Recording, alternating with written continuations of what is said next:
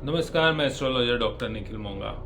आज मैं बात करने जा रहा हूँ कुंडली के अष्टम भाव की। यदि शुक्र कुंडली के अष्टम भाव में हो तो उसका क्या परिणाम होगा। अब हम पहले समझते हैं कि अष्टम भाव क्या है। अष्टम भाव से हम जीवन को देखते हैं, मृत्यु को देखते हैं, अपने ससुराल को देखते हैं, सभी तरह की सीक्रेट्स को देखते हैं, सभी तरह की बड़ी समस्याओं को देखते हैं।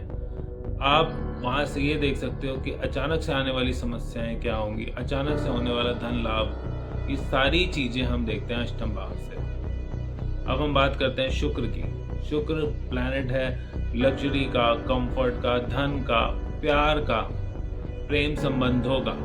और जब अष्टम भाव में शुक्र आता है तो जानते हैं उसके क्या परिणाम होते हैं। जब भी अष्टम भाव में शुक्र आता है तो ऐसे व्यक्ति के अंदर बहुत ज़्यादा ओवर एम्बिशियस नेचर होती है, उसके अंदर बहुत ज़्यादा इच्छाएं होती है सभी तरह के लाइफ के कंफर्ट्स को पाने की, धन को पाने की, सुख सुविधाओं को पाने की।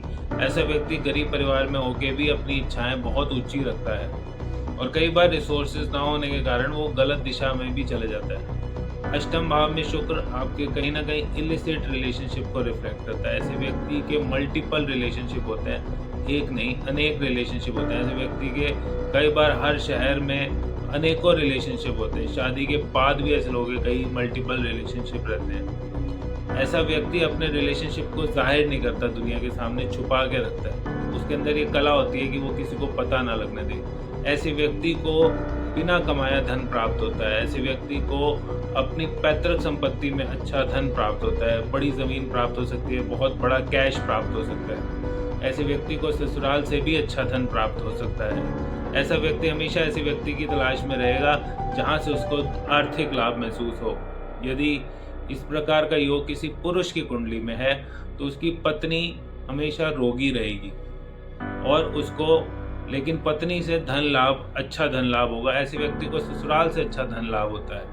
और यही योग अगर किसी स्त्री की कुंडली में, किसी लड़की की कुंडली में है तो ऐसी लड़की विवाह के बाद बीमार होती है।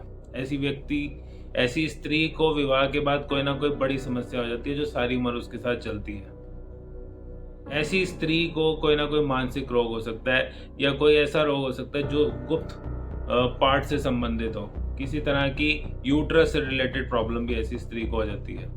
यदि यह पुरुष की कुंडली में है तो वह अनैतिक ढंग से धन कमाता है, ब्लैक मनी जिसको हम कहते हैं, या फिर कोई इस प्रकार का किसी स्त्री से रिलेशनशिप रखना जिससे उसको आर्थिक लाभ हो सके। यदि स्त्री की कुंडली में तो वो भी धन प्राप्त करने के लिए किसी भी हद तक जा सकती है, किसी भी रिलेशनशिप में डल सकती है जिससे उसको धन का लाभ हो। जिस प्रकार से हमने कंसेप्ट सुना है शुगर डैडी का, तो जिन लड़कियों की कुंडली में इस तरह के योग होते हैं वो ही शुगर डैडी की तलाश करती है, यदि उस पर बृहस्पति की दृष्टि ना हो। यदि उस पर बृहस्पति या किसी और शुभ ग्रह की दृष्टि है तो वो बच भी सकता है।